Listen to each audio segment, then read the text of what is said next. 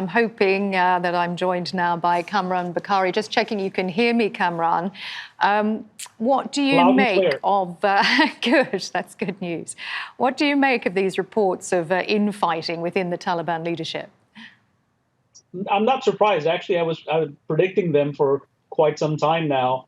I had a piece in the Wall Street Journal that basically argued that, look, the Taliban aren't an organization. They're a movement composed of different factions. And then there are two poles here. One is trying to push this new Emirate 2.0 in the making in a more pragmatic direction in order to secure itself.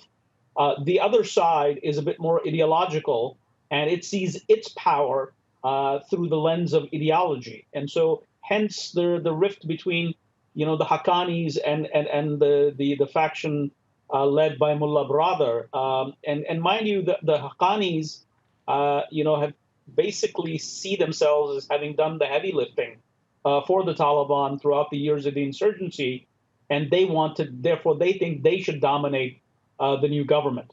Whereas the other side is saying, look, if it wasn't for our diplomacy, then you guys wouldn't be here, or we wouldn't be here. So this is a serious, internal rift. And of course, the Taliban are going to deny everything.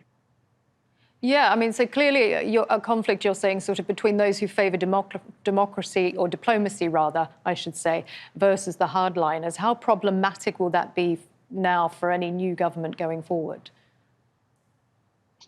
I mean, I think that there's if I heard your reporter, talking about it correctly, he was referring to something about how the Barada faction has had more exposure to the outside world. And I think he's right, because it's about how you do things. At the end of the day, they both want power, and they see it through a different lens, or if you will, as a function of different things. So I think that this is going to remain, this is something hardwired within the Taliban. And I think that this is going to come up again and again. The question is, can they maintain unity? And as I argued in my piece, that, look, the more they clash over this, the more there's a risk of people being disillusioned, their fighters being disillusioned, and joining more radical movements, particularly ISIS, which is waiting to capitalize on these kind of things. OK, so the security situation could be a concern, and also the economic crisis that is facing the country. It doesn't bode well for Afghans, does it?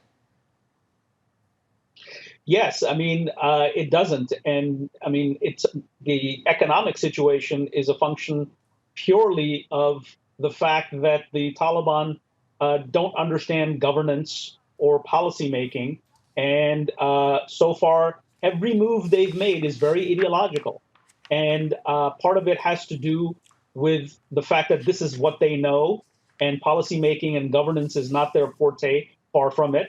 And part of it has to do with their crude attempts at trying to consolidate power. So they're trying to work with each other and work together. And I don't think it's working out really well. If in the very early days we're getting reports that Mullah Barada and Mr. Khalil Haqqani exchanged some harsh words, to say the least.